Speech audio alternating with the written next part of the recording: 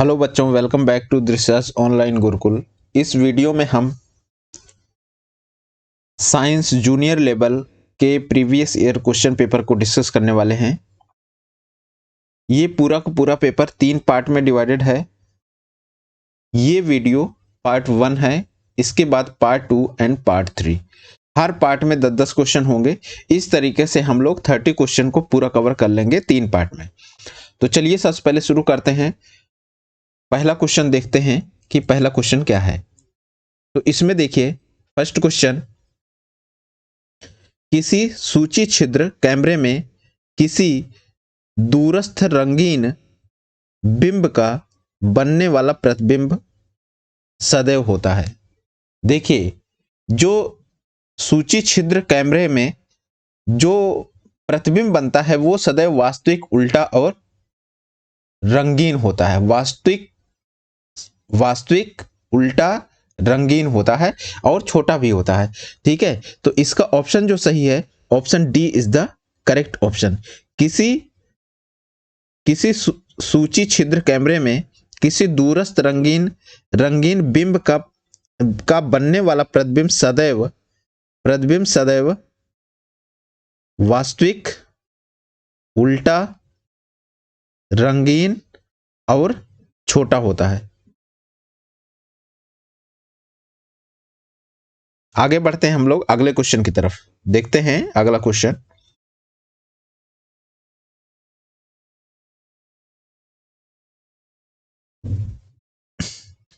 हाँ, तो देखिए, इस क्वेश्चन में निम्नलिखित का अध्ययन कीजिए। पहला भाग क्या है? पुंकेसर। और दूसरा भाग है स्त्रीकेसर। पुंकेसर के भाग कौन कौन से हैं? पुंकेसर के 2 भाग होते हैं, परागकोश और तंतु। ठीक है, तो पुंकेसर के भाग हैं परागकोश और तंतु। स्त्रीकेसर के जो भाग होते हैं वो होता है अंडाशय, वर्तिकाग्र और वर्तिका। ये चीज याद रखना है आपको। अंडाशय, वर्तिकाग्र और वर्तिका ये है। तो इसमें क्या कह रहा था कि जिस समूह में पुंकेसर और स्त्रीकेसर के भाग सही सही दर्शाए गए हैं वह कौन सा है।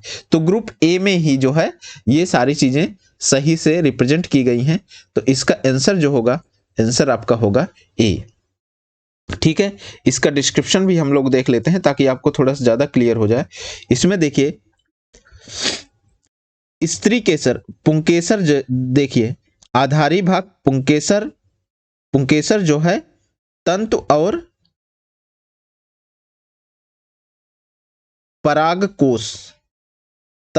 परागकोश में विभक्त हो जाता है। ठीक है, पुंकेसर तंतु और परागकोश में। और स्त्रीकेसर जो है, देखिए, स्त्रीकेसर अंडाशय, वर्तिका और वर्तिकाग्र में विभक्त हो जाता है। ठीक है, तो इस तरीके से हमको याद रखना है। पुंकेसर के 2 भाग कौन कौन से? पराग और तंतु। और स्त्रीकेसर के 3 भाग अंडाशय, वर्तिकाग्र और वर्तिका। ठीक है, तो ये चीज याद रखना है, काफी इंपॉर्टेंट है। आपको समझ में आ गया होगा। आगे बढ़ते हैं हम लोग अगले क्वेश्चन की तरफ। देखते हैं अगला क्वेश्चन क्या है। हाँ, यदि आप किसी घास के पौधे को सावधानी पूर्वक उखाड़कर उसकी जड़ों और पत्तियों का प्रेक्षण करें तो आप पाएंगे। देखो, जो घास होती है वो क्या होती है? घास जो है समांतर सिरा विन्यास वाली पत्तियां उसमें होती हैं। और जो समांतर सिरा विन्यास वाली पत्तियां होती हैं वो क्या होते हैं? सारे एक बीज पत्री होती हैं। बेसिकली एक बीज पत्री में अपस्थानिक जड़ें होती हैं और समांतर सिरा विन्यास पाया जाता है। इसको डिस्क्रिप्शन में भी हम लोग देख सकते हैं कि इसमें देखिए, यहां देखिए, अपस्थानिक जड़ें और पत्तियों में समांतर सिरा विन्यास एक बीज पत्री की चारित्रिक विशेषताएं हैं। तो जो एक बीज पत्री, घासें एक बीज पत्री हैं, उनकी जड़ें अपस्थानिक होती हैं और पत्तियों में समांतर सिरा विन्यास होता है। ठीक है, तो और ये जड़ें, जो घासों की जड़ें जो होती हैं वो एक तरीके से रेशेदार जड़ें होती हैं जो अपस्थानिक जड़ों का रूपांतरण है। ठीक है, रेशेदार जड़ें जो होती हैं, इसमें देखिए, रेशेदार जड़ें अपस्थानिक जड़ों की रूपांतरण होती हैं। तो इसका जो ऑप्शन सही है वो ऑप्शन डी है, जो सही है। रेशेदार जड़ें और समांतर सिरा विन्यास है। देखिए, इसमें देखिए,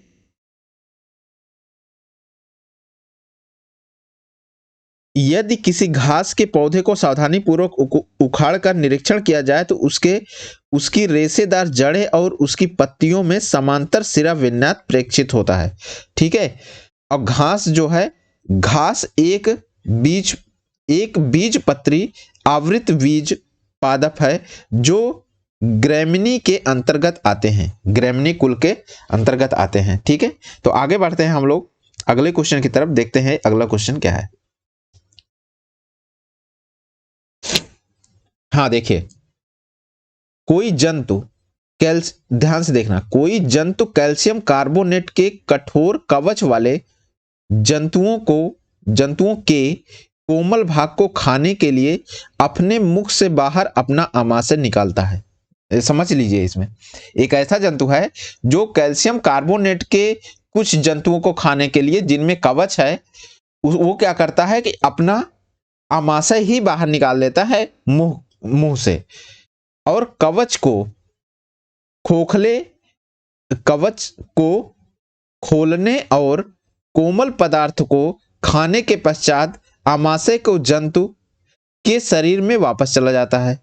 ये जो उसने निकाला था, अपना जो आमाशय बाहर निकाल लिया था, पहले क्या किया उसने, जो कवच था उसको खोला, उसमें जो कोमल भाग था उस जानवर, उसका जो जंतु था, उसको खाने के बाद वो पेट अपना अंदर कर लिया, आमाशय अपना अंदर कर लिया, जहां भोजन जो है, ये वाला भोजन जो खाया उसने, वो धीरे धीरे पचता है। तो ये जंतु कौन सा है? ये जंतु एक्चुअली है स्टारफिश, जो इकाइनोडर्मेटा का सदस्य है। ठीक है। तो स्टारफिश में ऐसा होता है कि वो अपना पेट, एक तरीके से कह लो सिंपली कि पेट को बाहर निकाल लेता है। वो जो है जाके खोल वाले जो जंतु होते हैं उनका खोल को खोल देता है, कैल्शियम कार्बोनेट की जो खोल बनी होती है तो उसको खोल देता है, खोल के उसमें जो नरम वाला पदार्थ रहता है उसको खा लेता है और फिर अपने पेट जो है अपने अंदर कर लेता है। ठीक है। तो इस तरीके से ये है। तो चलिए हम लोग अगले क्वेश्चन की तरफ बढ़ते हैं, अगला क्वेश्चन देखते हैं। तो ये देख रहे होंगे स्टारफिश की इस तरीके से इसके गुण है, तो ये काफी इंपॉर्टेंट है, अच्छा क्वेश्चन है। आगे हम लोग बढ़ते हैं अगले क्वेश्चन की तरफ, देखते हैं अगला क्वेश्चन क्या है। इस क्वेश्चन में देखिए, मानव शरीर में क्षुद्रांत और बृहदांत की लंबाइयों का अनुपात, ये जो है छोटी आंत है और ये क्या है, बड़ी आंत है। ठीक है। इसको बोलते हैं छोटी आंत और ये क्या है, बड़ी। ठीक है। अब देखिए, छोटी आंत की जो लंबाई है कितनी होती है, 6 से 7 मीटर। अब बड़ी आंत की लंबाई कितनी होती है, 1.5 मीटर के आसपास। ठीक। अब एक चीज देख लीजिए, नाम से तो लग रहा है हमको कि बड़ी आंत की लंबाई जो है बड़ी होनी चाहिए, लेकिन एक्चुअल में बड़ी आंत छोटी होती है और छोटी आंत क्या होती है, बड़ी होती है। ठीक है। इसको अगर फीट में हम लोग देखें तो 22.5 फीट के आसपास होती है इसकी लंबाई, छोटी वाले की, और बड़ी वाली की जो लंबाई होती है वो होती है 5 फीट के आसपास, 5 फीट के आसपास। तो अगर इसका रेशियो हम निकालें तो एक तरीके से देखिए कि 22 और 5 मतलब 4 से ज्यादा रेशियो आ रहा है, 4:1 आ रहा है, 4 पॉइंट समथिंग आएगा। तो 4 पॉइंट समथिंग अगर इसका अनुपात इस तरीके से देखें तो 5:1 के अनुपात में लगभग आ रहा है। ठीक है। तो इसका अनुपात अगर हम निकालें तो यहां 1 आ जाएगा, तो 5 चौक 20 और 5 पचम 25, तो 4.5:1 आ रहा है। तो एक्चुअल में इसका जो आंसर होगा b is the correct option, जो आपका 5:1 है। 5 रेशियो जो है आपका क्षुद्रांत का होगा, छोटी आंत का, और 1 जो है आपका बड़ी आंत। ठीक है। इस तरीके से लेंथ इसका हम लोग देख सकते हैं। आगे बढ़ते हैं हम लोग अगले क्वेश्चन की तरफ, देखते हैं अगला क्वेश्चन। हाँ देखिए, इसमें मानव शरीर का सामान्य ताप सेल्सियस मापक्रम और फ़ारेनहाइट में कितना होता है। देखो, मानव शरीर का जो टेम्परेचर होता है वो कितना होता है, 37 डिग्री सेल्सियस। ठीक है। फ़ारेनहाइट में ये देखिए, ये फार्मूला है, काफ़ी इंपॉर्टेंट फार्मूला है, इसको याद रखना चाहिए आपको। तो 37 डिग्री सेल्सियस मानव शरीर का तापमान होता है। तो इससे जो है, इसमें वैल्यू रख के आप फ़ारेनहाइट में निकाल सकते हैं। फ़ारेनहाइट में जो इसका वैल्यू आती है वो कितना आता है, 98.6 फ़ारेनहाइट। ठीक है, 98.6 फ़ारेनहाइट। तो ये मानव शरीर का ताप होता है। 37 डिग्री सेल्सियस होता है वैसे डिग्री में, अगर फ़ारेनहाइट में बात की जाएगी तो 98.6 होता है। ठीक है, आगे बढ़ते हैं हम लोग। तो इसका जो आंसर सही था वो आपका ए सही था, जो कि मानव शरीर का ताप है। आगे बढ़ते हैं हम लोग अगले क्वेश्चन की तरफ, देखते हैं अगला क्वेश्चन क्या है।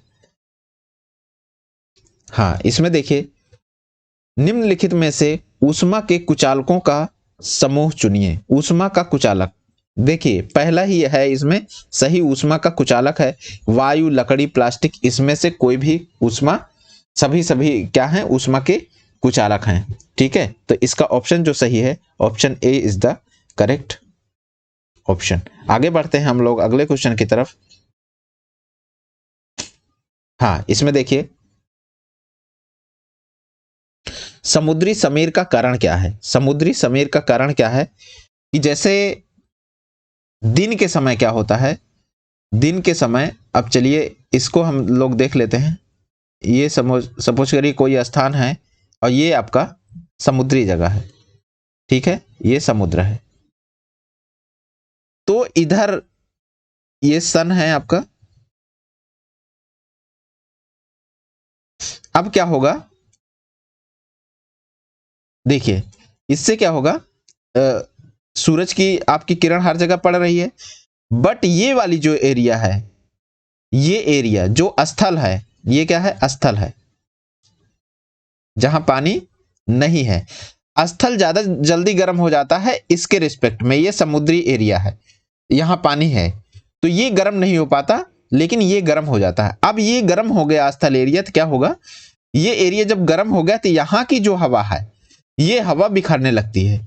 ये हवा बिखर जाती है ठंडा होने की वजह से, वो गर्म होने की वजह से ये हवा बिखर जाती है। तो इससे क्या होता है, इधर का दाब कम हो जाता है और इधर का दाब आपका बढ़ रहता है, क्योंकि इधर जो है गर्म नहीं हुआ है। तो इससे क्या होता है कि यहाँ की जो ठंडी हवा है, ये जो है इधर की तरफ भागने लगती है। किधर की तरफ, स्थल की तरफ। तो इसे ही हम लोग बोलते हैं समुद्री समीर। तो कारण क्या है, स्थल ज्यादा जल्दी गर्म हो जाता है समुद्री स्पेस के रिस्पेक्ट में। तो दिन के समय क्या होता है, स्थल का समुद्री जल की अपेक्षा शीघ्र गर्म हो जाना। तो इसका आंसर जो सही है, answer A is the correct answer. ठीक है, आगे बढ़ते हैं हम लोग, देखते हैं अगले क्वेश्चन की तरफ कि अगला क्वेश्चन क्या है। हाँ, इसमें देखिए, आपके पास 3 परख नली है, ए, बी और सी। इन सब में क्या भरा है, फिनाप्थिलीन। ठीक है, क्या भरा है,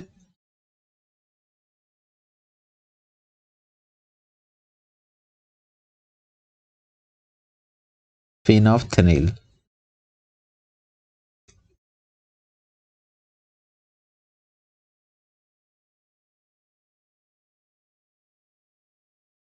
ठीक, अब देखिए तीनों में, ए, बी और सी, तीनों में भरा हुआ है। अब आगे देखिए, ए में जो है तनु हाइड्रोक्लोरिक अम्ल, ए में क्या किया गया, HCl मिलाया गया। ठीक है, डाइल्यूट है, मतलब तनु है। दूसरे में बी में सोडियम हाइड्रोक्साइड मिलाया गया। सोडियम हाइड्रोक्साइड मतलब NaH। ठीक है, और सी में क्या किया गया, आसुत जल, आसुत आसुत आसुत जल। ठीक, अब क्या करना है, आप विलयन के रंग का परीक्षण करें तो आप पाएंगे कि इस परख नली के विलयन के रंग इस प्रकार हैं।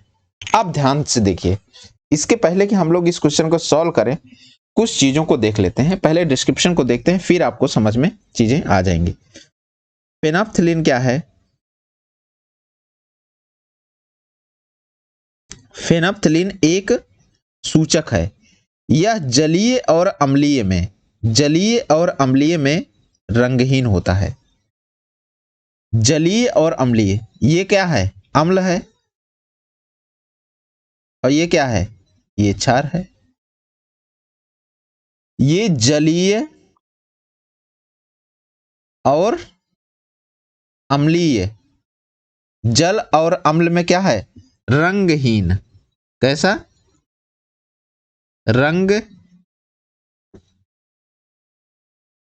रंगहीन है।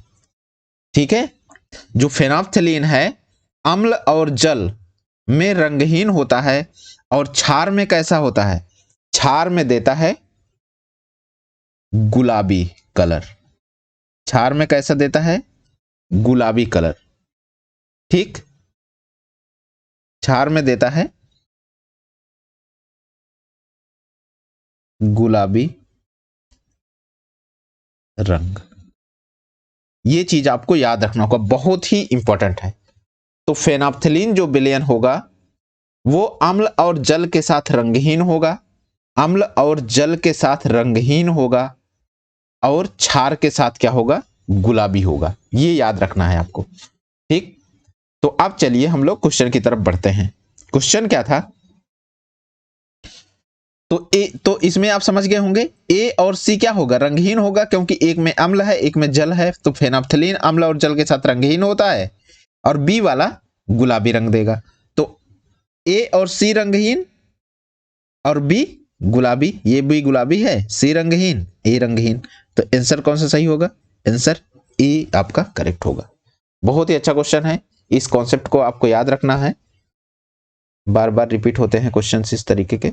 आगे हम लोग बढ़ते हैं अगले क्वेश्चन की तरफ, देखते हैं। हाँ, इसमें देखिए,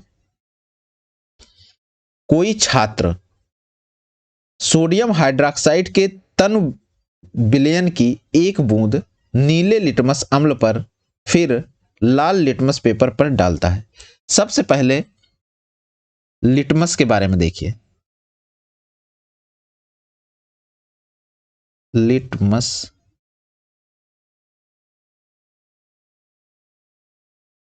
पेपर, ये क्या है?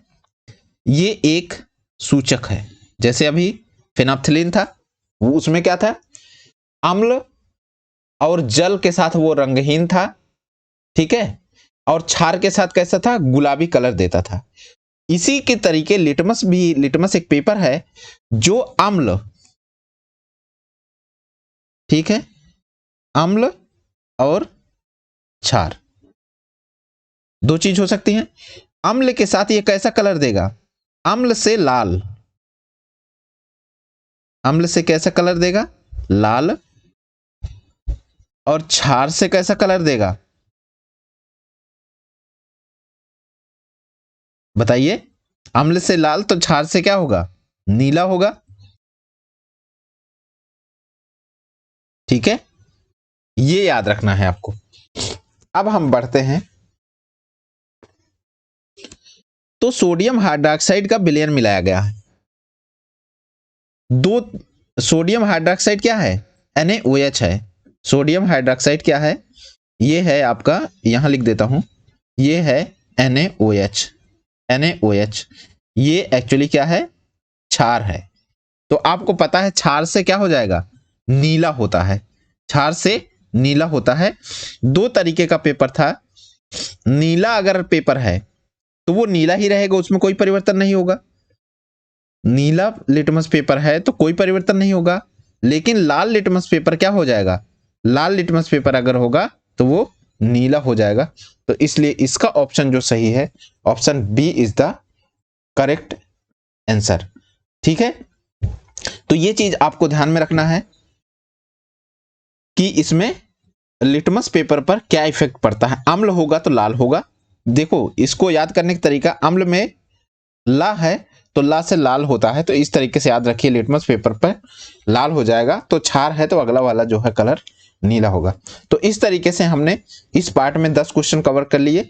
नेक्स्ट पार्ट जो आएगा उसमें हम लोग आगे के 10 क्वेश्चन और थर्ड पार्ट में हम लोग इसका लास्ट का 10 क्वेश्चन कवर करेंगे। इस तरीके से पूरा पेपर कवर हो जाएगा। अगर आपको ये वीडियो पसंद आ रहा है तो आप चैनल को सब्सक्राइब करें, दूसरों के साथ शेयर करें। Thank you.